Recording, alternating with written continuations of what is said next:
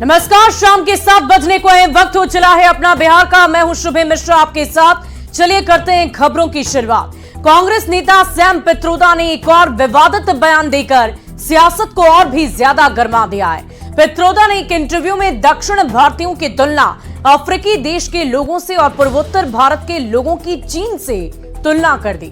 देश में विविधता की बात करते हुए पित्रोदा ने दो तरह के बयान दिए और उस पर एक नया विवाद छिड़ गया है। पीएम मोदी ने कांग्रेस नेताओं की मानसिकता पर सवाल उठाते हुए राहुल गांधी से जवाब मांगा है और इसे देश के लोगों का अपमान बता दिया है।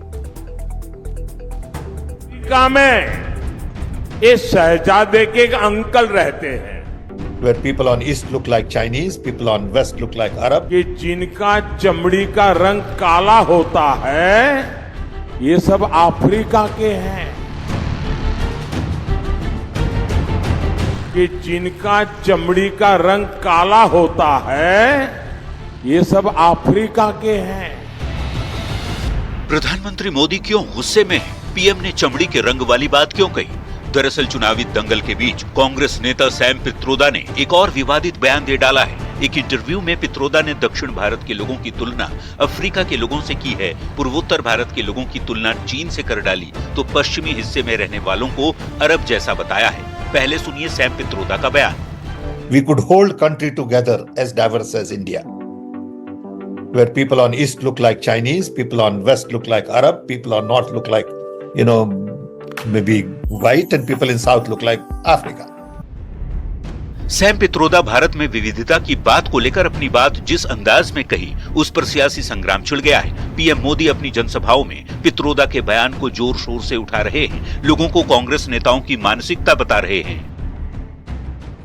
ये शहजादे के फिलोसोफर एंड गाइड अंकल ने बड़ा रहस्य खोला है।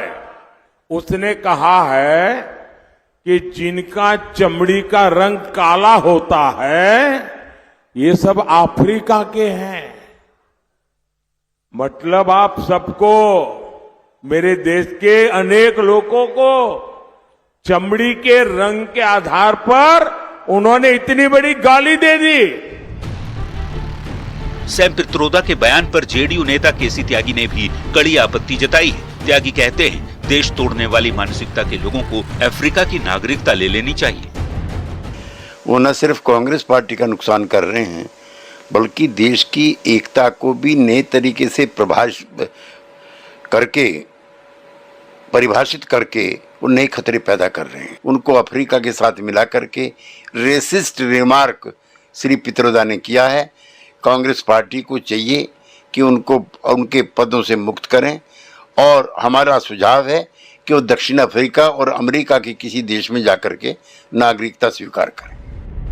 सैम पित्रोदा ने हाल ही में अमेरिका में विरासत टैक्स की तरह भारत के लिए भी ऐसे टैक्स लगाने की बात कही थी, जिस पर काफी विवाद हुआ था। प्रधानमंत्री ने तब भी लोगों से उनकी संपत्ति पर कांग्रेस के पंजे की नजर होने का आरोप लगाया था। चुनाव के बीच पित्रोदा ने एक और बयान देकर कांग्रेस को फिर से फंसा दिया है। बीजेपी के तीखे तेवर के बाद सियासत बेहद गर्म होने वाली है।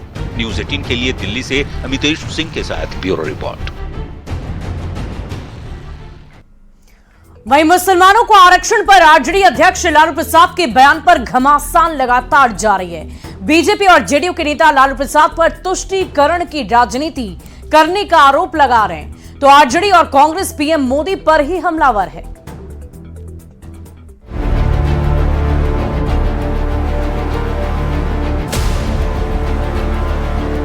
रिजर्वेशन तो मिलना चाहिए मुसलमानों को। वो कहते हैं कि पूरा का पूरा आरक्षण मुसलमानों को मिलना चाहिए।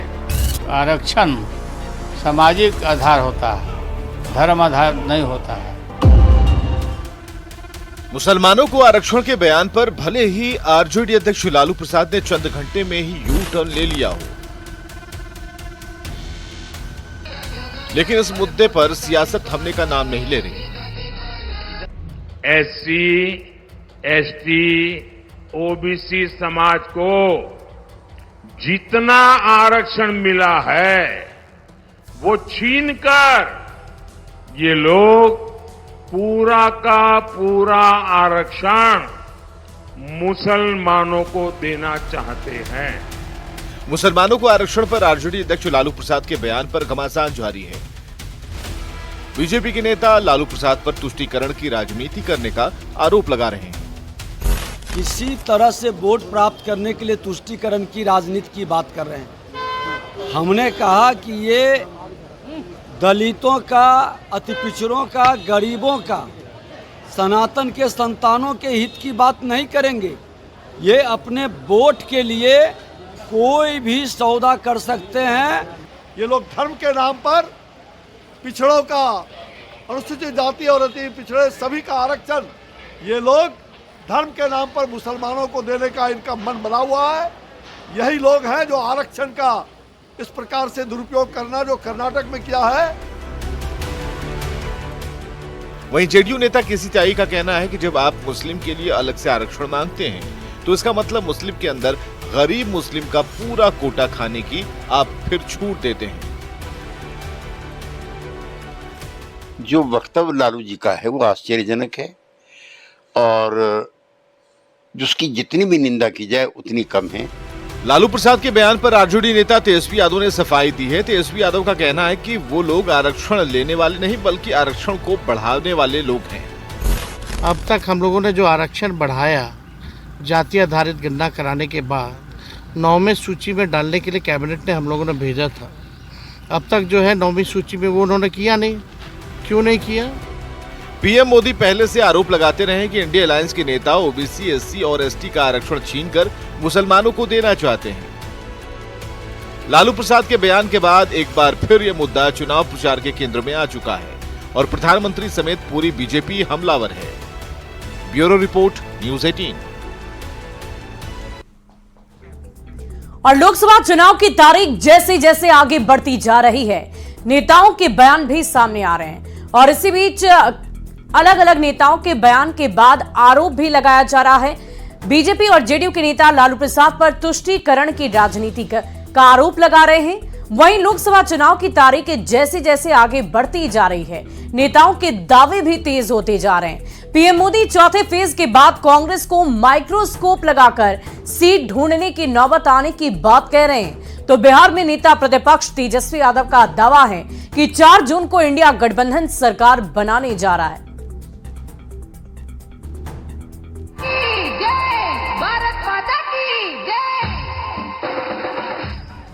लोकसभा चुनाव के अब तक 3 फेज की वोटिंग हो चुकी है। चौथे फेज की जोर आजमाइश चल रही है। हर तरफ नेताओं की ताबड़तोड़ रैलियां हो रही हैं। पीएम मोदी एनडीए की ओर से मोर्चा संभालते हुए हर दिन कई राज्यों में धुआंधार प्रचार कर रहे हैं। नेता अभी से ही अपनी अपनी जीत के दावे भी कर रहे हैं।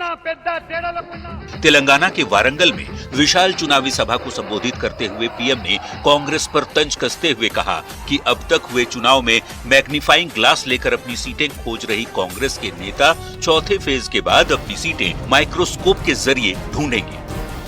चौथे चरण में कांग्रेस का सामान्य मैग्नीफाइंग ग्लास से काम नहीं चलेगा। कांग्रेस को अपनी सीटें खोजने के लिए माइक्रोस्कोप की जरूरत पड़ेगी। पीएम मोदी विरोधियों पर तंज कस रहे हैं तो बिहार के नेता प्रतिपक्ष तेजस्वी यादव दावा कर रहे हैं कि इस चुनाव में पीएम मोदी का जाना तय है। हमें पूरा विश्वास है 4 जून को INDIA की सरकार बनने जा रही है। अरे प्रधानमंत्री जी सब जान रहे हैं कि उनका जाना तय है इस बार, और इस बार जो है बिहार की जनता यानी पूरे देश की जनता जो है इस बार तानाशाही सरकार को हटाना चाह रही है। तो हम लोग पूरी तरीके से एकदम कॉन्फिडेंट है कि 4 जून को इंडिया की सरकार बनने जा रही है। कुल 7 फेज में से अब तक 3 फेज का चुनाव खत्म हो चुका है। 2024 के रण में कौन बाजी मारता है ये तो 4 जून को ही पता चलेगा। पर पीएम मोदी लगातार अपनी सभाओं में विरोधियों के ध्वस्त होने, विपक्षी गठबंधन की करारी हार की बात कहकर अभी से ही विरोधियों पर मानसिक तौर पर बढ़त लेने की रणनीति पर चल रहे हैं। Bureau report, news 18। वहीं केंद्रीय मंत्री नितिन गडकरी बेगूसराय पहुंचे, जहां उन्होंने एनडीए उम्मीदवार गिरिराज सिंह के लिए प्रचार प्रसार किया। मटियानी की बागडोब में आयोजित सभा को नितिन गडकरी ने संबोधित किया। अपने संबोधन में केंद्रीय मंत्री ने विपक्ष पर जोरदार हमला बोला, वहीं पीएम मोदी की जमकर प्रशंसा की है। नितिन गडकरी ने सरकार के काम को गिनवाया भी है। आप शायद मुझे जानते नहीं क्योंकि मैं आपके एरिया में कम आया हूं, पर मैं झूठी बात और झूठे वादे करने वाला फोकनाल लीडर नहीं हूं। जो बात कहता हूं वो डंके की चोट पर पूरी करके दिखाता हूं, और इसलिए मैं आपको आश्वासन दे रहा हूं कि आने वाले 5 साल में ये हीरो, होंडा, बजाज, टीवीएस, इसके स्कूटर और मोटरसाइकिल, मैं ट्रांसपोर्ट मंत्री हूं, अथॉरिटी हूं इसका, ये पूरी किसानों ने तैयार किए हुए 100% इथेनॉल पर चलेगी। मैं आपको बताने के लिए आ रहा हूं, आप चिंता मत करिए, जितनी मांगे है उतनी कर लो, डरने का काम नहीं है। मेरे पास द्रौपदी की थाली है, तुम जितना मांगोगे उतना दूंगा, पर मेरी कंडीशन एक है कि गिरिराज को लाखों वोटों से जिताकर भेजिए, बाकी सब काम हो जाएगा। और इस वक्त की बहुत बड़ी खबर बताएं, सैम पित्रोदा ने इस्तीफा दे दिया है। ओवरसीज कांग्रेस अध्यक्ष पद से इस्तीफा दे दिया है। कांग्रेस अध्यक्ष ने इस्तीफे को स्वीकार कर लिया। जयराम रमेश ने एक्स पर इसकी पूरी जानकारी दी है। इस वक्त की बड़ी खबर, सैम पित्रोदा ने अपने पद से इस्तीफा दे दिया है। तो बड़ी खबर आपको बताएं, सैम पित्रोदा ने विवादित बयान दिया और उसके बाद अचानक उनका इस्तीफा भी सामने आ गया। ओवरसीज कांग्रेस के अध्यक्ष बनाए गए थे सैम पित्रोदा, जिस पद से उन्होंने इस्तीफा दे दिया है। जयराम रमेश ने अपने ट्विटर हैंडल से इस बाबत पूरी जानकारी दी है। और लोकसभा